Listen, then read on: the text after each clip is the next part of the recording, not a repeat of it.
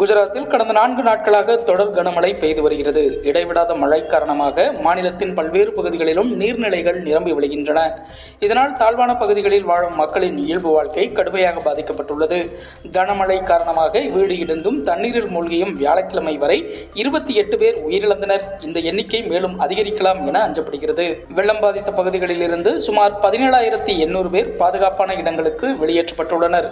குறிப்பாக வதோதராவில் ஆகஸ்ட் 28 வரை 12,000 பேர் மீட்கப்பட்டு பாதுகாப்பான இடங்களில் தங்க வைக்கப்பட்டுள்ளனர். கிழக்கு ராஜஸ்தானில் இருந்து சௌராஷ்டிரா பகுதியை நோக்கி நகர்ந்து வரும் ஆழ்ந்த காற்றழுத்த தாழ்வு மண்டலம் காரணமாக குஜராத்தில் கனமழை நீடிக்கும் என தெரிவித்துள்ள இந்திய வானிலை ஆய்வு மையம் மாநிலம் முழுவதும் ரெட் அலர்ட் விடுத்துள்ளது. இதனிடையே மீட்பு மற்றும் நிவாரணப் பணிகள் மிக தீவிரமாக நடைபெற்று வருகிறது. ஆர்ஜிகர் அரசு மருத்துவமனை பயிற்சி பெண் மருத்துவரின் பாலியல் வன்கொடுமை கொலைக்கு நீதி கேட்டு போராடும் மருத்துவர்களை ஒருபோதும் மிரட்டவில்லை என்ற பாஜக குற்றச்சாட்டுக்கு மேற்கு வங்க முதல்வர் மம்தா பானர்ஜி மறுப்பு தெரிவித்துள்ளார். மேலும் போராட்டத்தில் ஈடுபட்டுள்ள பயிற்சி மருத்துவர்களை மிரட்டுவதாக கூறும் குற்றச்சாட்டு முற்றிலும் தவறானது என்றும் மருத்துவர்களின் இயக்கங்கள் உண்மையானவை என்றும் அவர் குறிப்பிட்டுள்ளார்.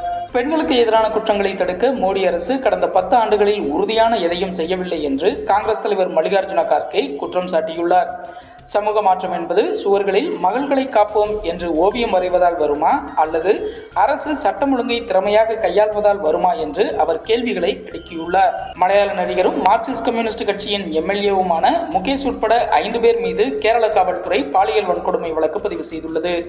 நடிகை ஒருவர் கொடுத்த பாலியல் குற்றச்சாட்டு புகாரின் அடிப்படையில் இந்த வழக்கு பதிவு செய்யப்பட்டுள்ளது.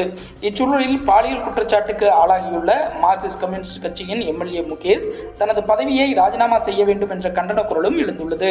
காசாவில் இஸ்ரேல் நடத்திய தாக்குதலில் கடந்த 24 மணி நேரத்தில் 68 பாலஸ்தீனர்கள் கொல்லப்பட்டுள்ளனர். மேலும் 77 பேர் காயமடைந்துள்ளனர் என்று காசா சுகாதார அமைச்சகம் தெரிவித்துள்ளது.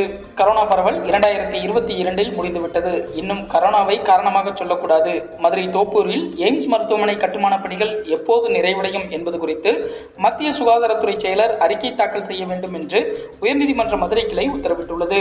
அண்ணா பல்கலைக்கழகத்தின் பதிவாளர் ஜெயபிரகாஷ் அனைத்து பொறியியல் கல்லூரி முதல்வர்களுக்கும் அனுப்பியுள்ள சுற்றறிக்கையில் உயர்கல்வித்துறை அமைச்சரின் ஆணையின்படியும் பரிந்துரையின்படியும் தேர்வு கட்டணம், சான்றிதழ் கட்டணம் உள்ளிட்ட அனைத்து கட்டணங்களின் உயர்வும் திரும்ப பெறப்படுகிறது.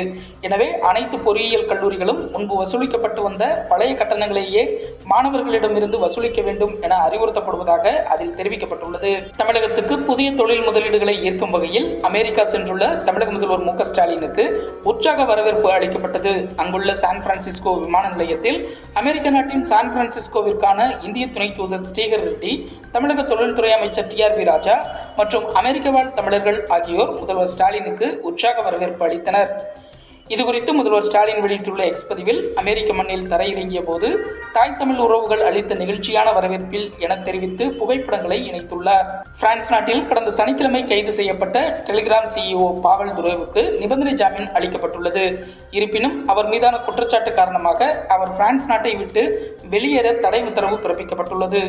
சென்னையில் ஃபார்முலா 4 கார் பந்தயம் நடத்த தடையில்லை என சென்னை உயர்நீதிமன்றம் தீர்ப்பளித்துள்ளது. மேலும் இந்த பந்தயம் நடத்தப்படுவதால் மருத்துவமனை மற்றும் ரயில் நிலையங்களுக்கு செல்லும் பொதுமக்கள் யாருக்கும் எவ்வித பாதிப்பும் ஏற்படாத வகையில் கார் பந்தயத்தை நடத்துவதற்கான நடவடிக்கைகளை மேற்கொள்ளுமாறு தமிழக அரசுக்கு உயர்நீதிமன்றம் அறிவுறுத்தியுள்ளது.